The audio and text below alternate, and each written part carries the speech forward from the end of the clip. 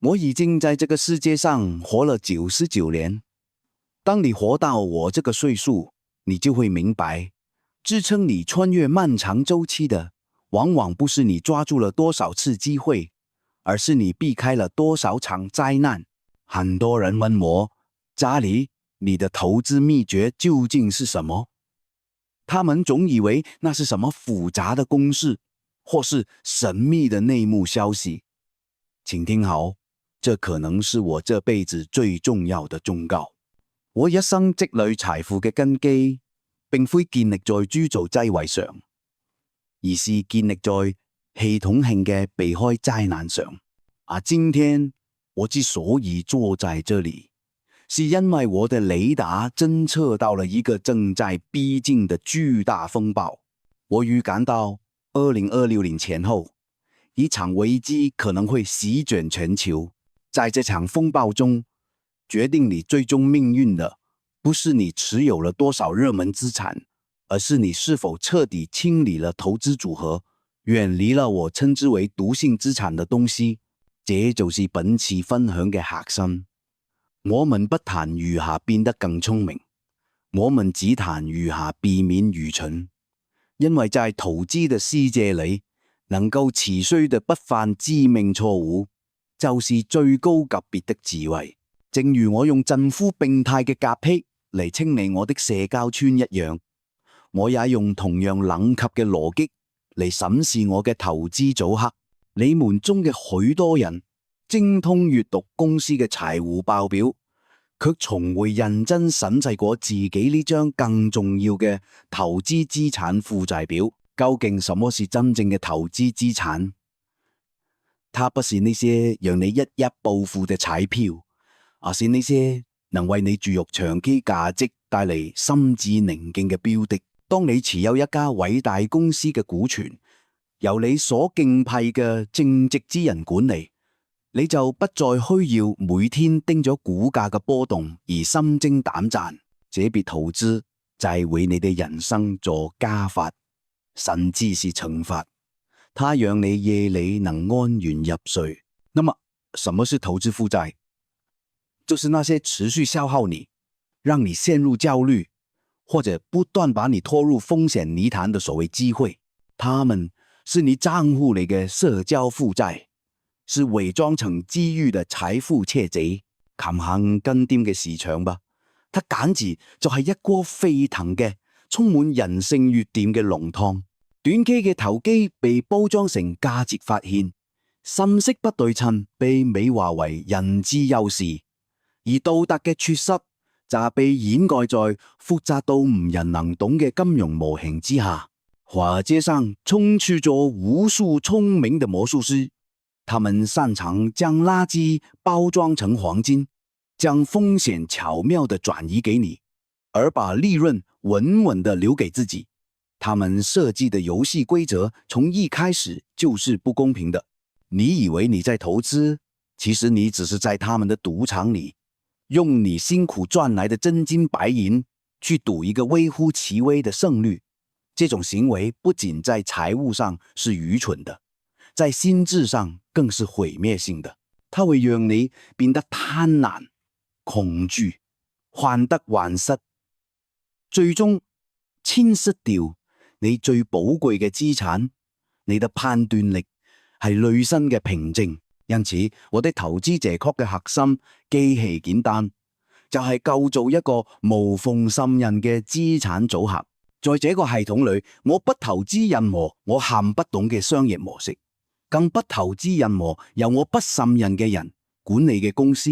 每一筆投資都必係尚係我與一位品德高尚嘅二虎琴之間的一次握手，清晰透明，且無需設防。這種基於陷入嘅投資系統，讓我結醒咗巨量嘅精神內耗，把我從市場嘅每日喧囂中徹底解放了出嚟。請記住，投資嘅最高智慧，不是抓住唯一嘅機會，而且建立一個能讓你越論愚蠢和災難嘅堅固系統。我構建無縫滲印嘅投資系統，並不僅僅係一種謝語上嘅戒癖。他是在為一場即將到嚟嘅風暴做準備。很多人問我，查理，你真的認為危機要嚟了嗎？我的回答是，我不僅這麼認為，我甚至可以給你們一個大概的坐標。2026年，這不是占卜，這是基於我對歷史和人性的基本觀察。歷史這本大書寫的永遠係人性嘅故事，貪婪與恐懼的鐘擺從不停歇。看看現在的市場，是不是像極了1999年泡沫破裂前夕，或者2007年危機爆發的前夜？非理性嘅繁榮，被憑空創造嘅財富神話，每個人都覺得自己係天才，槓桿被加到了極限，仿佛蓋味永遠不必長緩。空氣中彌漫着危險嘅樂觀，聰明人假裝看不見風險，因為音樂係在響，他們係響繼續套和，即就係人類心理學最致命嘅陷阱，我稱之為社會認同傾向。當一個傻瓜做了蠢事，那叫愚蠢；當10000個傻瓜一起做同一件蠢事，這就變成了共識，變成了時代潮流。人們的投資決策不是基於理性的獨立判斷，而是因為別人都在這麼做。這種群體思維去把泡沫吹到荒謬嘅頂點，然後在一瞬間以最慘烈嘅方式崩塌。因為真相不會因為相信他嘅人少而改變，沒有引力定律，不會因為一群人投票反對就失效。在投資世界裏，長舌才係最終嘅審判官。當所有人都在狂歡時，你必須保持極度嘅警惕，因為大多數人集體走向嘅往往不是財富嘅聖殿，而係通往懸崖嘅捷徑。所以2026年嘅預警不是危言聳聽，它是對人性與歷史周期嘅基本尊重。你不需現在就開始審視你嘅資產，看看裏面藏了多少由群體癲狂催生嘅毒藥。那麼具體來說，哪些資產是你必須立刻馬上毫不猶豫地執行切除手術的呢？在我近1個世紀的投資閱歷中，我總結出了3類絕對不能觸碰的毒性資產。只要你嘅投資組合裏有一個這樣嘅標的，你嘅財富根基就會被侵蝕。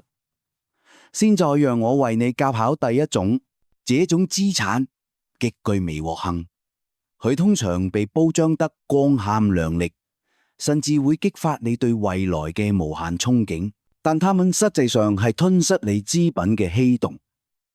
第一種，我甘着從我嘅投資組合中剔除，並且建議你也立刻遠離嘅，就係呢一啲深陷受害者心態無法自拔的概念股。如果讓我把這做實做年嘅投資經驗濃縮成一句話，我會告訴你，自憐是個人精神的毒藥，而受害者敘事這是公司價值的砒霜。你一定在市場上見過這種公司，在他們的商業世界觀裏，宇宙的運行法則只有一條，一切錯誤都是別人的。如果他們的項目停滯不前，那一定是因為監管部門思想僵化，扼殺了創新。如果他們的財報虧損累累，那一定是因為市場存在惡意做空的陰謀，或者是宏觀經濟環境不景氣。如果他們的產品無人問津，那一定係因為用戶太愚蠢，無法理解其跨時代嘅價值。總之，全世界都欠他們的，全世界都在針對他們。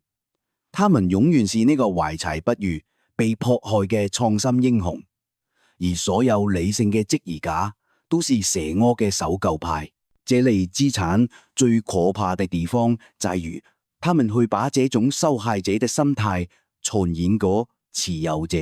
他們根本不需要你基於財報的理性分析，他們只需要一個情緒的宣洩口，一個能與他們共同聲討華爾街之狼的戰友，他們會拉着你一遍又一遍地復盤那些被惡意打壓的 K 線，把你生拉硬拽進那種怨天尤人的情緒泥潭裏。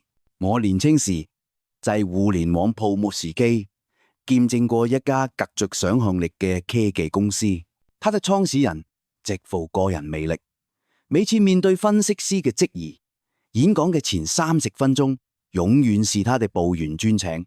他抱怨資本短視，抱怨媒體抹黑，甚至抱怨用戶不夠耐心。起初我像個傻瓜一樣試圖用商業邏輯去理解他，但我很快發現這根本沒用。對於一個深度受害者心態嘅公司嚟說，創造利潤從來都不是目的，他們的目的是證明自己被冤枉了。只有證明了這一點，他就有理由不斷融資，有理由不斷畫餅，有理由心安理得嘅躺在虧損嘅溫床上。這是一種療出嘅商業激勵機制。通過販賣悲情，他獲得了一種病態嘅資本灌醉。所以請記住我的忠告，永遠不要同情一只會抱怨的公司，也永遠不要容忍呢下整天抱怨市場不公嘅投資者。這是保護你財富能量場的第一道防線。當一公司開始抱怨市場、抱怨監管、抱怨競爭對手，卻絕口不提自己的經營失誤時，請立刻把他拉進你的投資黑名單。因為情緒是具有高傳染性嘅，愚蠢也是會傳染嘅。如果你整天和一群因為自己虧錢都是別人害嘅投資者混在一起，久而久之，你也會喪失獨立思考和自我反省嘅能力。那你離真正嘅破產也係不遠啊！把呢些只會抱怨嘅概念股清理出去後，你的世界會清淨一半。但接下來你要面對的是一種更高級、更隱蔽的金融諸島。這種資產比受害者心態股危險百倍，因為他們通常看起來非常迷人，甚至是由你崇拜嘅金融天才所創造。第二類，我堅決從資產負債表中剔除的毒性資產，就是那些有道德、有瑕疵的聰明人所操控的複雜金融產品。如果不加防備，這一類資產會給你帶來毀滅性的打擊。因為第一類資產的空洞你尚能看穿，但係這一類產品，他們披咗金融創新嘅光鮮外衣，識字者大腦急壞，履歷完美，你會不由自主嘅被吸引，產生一種幻覺。識字他嘅人這麼聰明，如果我投資一定能賺大錢。如果你這麼想，那你就離災難不遠啦。如果我在一個金融產品上看到了極其誘人的回報率，但同時也透過那些厚如字典的條款看到了哪怕一絲道德裂痕，我會立刻放棄它。哪怕他承諾的回報再高，我寧願選擇一個回報平庸但簡單透明的指數基金，也不要一個回報驚人但結構複雜、暗藏貓膩的天才產品。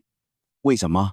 因為金融領域嘅才華係隱形，係片特，係方向盤，引擎動力越長，如果方向盤是歪的，那麼財富灰飛煙滅嘅速度就越快，造成嘅破壞力就越大。回顧2008年嘅金融危機，華爾街充滿了這樣嘅聰明人，他們設計出極其複雜嘅金融衍生品，把一堆有毒嘅刺激貸款包裝成黃金賣給全世界。他們利用信息不對稱攫取天文數字嘅獎金，他們看起來是贏家，但這種贏是建立在對整個金融系統信任嘅透支之上嘅。在投資世界裏，信任係效率最高嘅槓桿，冇有之一。我和沃倫巴菲特做生意，往往只需一個電話，幾百億嘅生意就定下嚟㗎，因為我們之間有無縫嘅信任，這讓我們節省了無數嘅調查費和扯皮時間。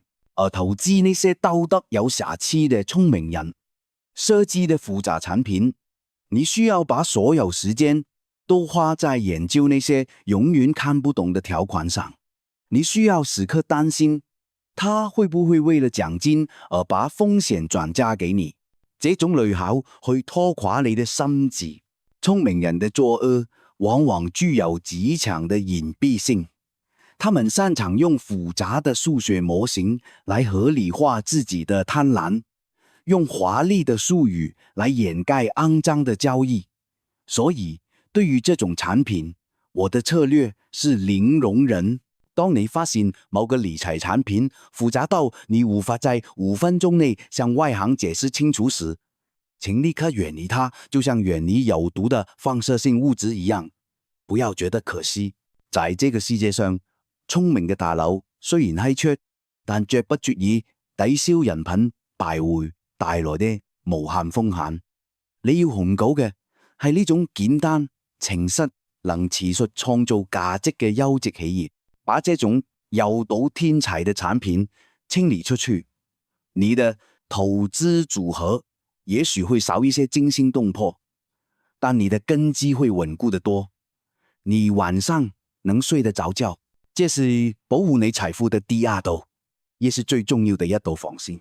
清除了前兩種劇毒資產，你嘅投資組合也許會乾淨好多。但係加下嚟，我們要面對第三種，也最容易被忽視嘅財富腐蝕機。第三種，我堅決賣出，並且建議你向躲避瘟疫一樣躲避嘅毒性資產，就係呢啲由認知封閉嘅裝稅者所固守嘅夕陽產業與僵屍企業。我活了99歲，觀察了無數企業嘅興衰，我發現世界上只有一種真正嘅破產，不是資產負債表上嘅清零，而是企業大腦嘅停止血氣。你一定在市場上見過這種公司，他們通常在幾十年前就已經死了，雖然到了今天才被交易所除牌，在他們輝煌的年代，他們形成了一套固定的商業模式和成功路徑，從此以後他們就關上了認知的大門，看死了創新嘅窗戶。他們拒絕接納任何新嘅技術，拒絕修正任何舊嘅戰略。他們手裏拿咗一把工業時代嘅舊錘子。咁呢個世界上所有嘅新機遇都覺得係威脅。如果你和他們嘅管理層談論人工智能，他們會一臉不提嘅說，那是騙人嘅。我們製造業嘅核心係精益生產。如果你和他們討論商業模式的數字化轉型，他們會立刻憤怒，覺得受到了冒犯，像刺蝟一樣豎起全身的刺。他們把固執當成堅守主義，把無知當成百年傳承。投資這種公司就是一場災難，因為人類嘅商業模式是需要不斷迭代嘅操作系統。這個世界變化太快啦！我在70年代奉為圭臬嘅某嘅估值模型，如果不近話，現在根本唔話解釋這個市場。我和摩倫巴菲特之所以能贏到現在，不是因為我們智商比別人高多少，而是因為我們是兩台長咗腿的終身學習機器。我們每天睡覺前都要爭取比醒來時更聰明一點點。如果我們發現自己昨天的投資邏輯是錯的，我們會非常高興，因為這意味着我們今天進步了，我們剔除掉了一個錯誤認知。但認知封閉嘅管理層，他們最痛恨嘅就係承認自己錯啦。為了維護自己呢啲可憐嘅權威，他們會歪曲行業數據，會攻擊新生事物，甚至會編造謊言嚟欺騙股東下自己。這就係投資中最可怕嘅管理層心理否認。如果你中槍了這樣一公司，你就會算越一個致命嘅回音式效應。你們互相重複着我們基本面很好的成就觀點，互相強化着市場先生不懂我們的錯誤偏見。你會覺得世界就是你看到的那樣，直到殘酷的財報給你一記響亮的耳光。更危險嘅是，愚蠢是會傳染嘅。如果你長期持有一家認知封閉嘅公司，為了維護自己嘅投資角色，你會不自覺嘅順咗管理層嘅話說，你會慢慢降低自己嘅認知標準嚟適應它。久而久之，你嘅大腦也會生鏽，你嘅投資視野也會變窄。所以對於這種資產，我的策略是不爭辯，直接遠離。千萬不要試圖教成一個裝睡的管理層，你試圖用數據去說服他，他會用企業文化來反擊你。這種溝通成本太高了，而且收益為零。所以請現在就審視一下你的投資組合有沒有那樣的公司，他的財報10年如一日，說的故事永遠是那些陳詞濫調。有冇有呢樣嘅公司？面對顛覆性嘅新技術，它永遠係最後一個做出反應嘅。如果有，請悄悄地賣掉它，不要回頭。你需要投資的是那些能挑戰舊模式的公司，是那些管理層在讀你沒讀過的行業報告的公司，是那些思維開闊、擁抱變化的企業。和這樣嘅企業站在一起，你才會被迫着一起成長。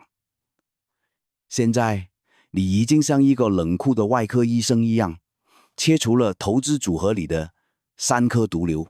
你嘅賬戶可能看起來有些空曠，甚至有些冷清，但這正是我要祝賀你嘅地方，因為你終於擁有了一片投資淨土。在這片監禁的土地上，我們該種下什麼？答案極其簡單。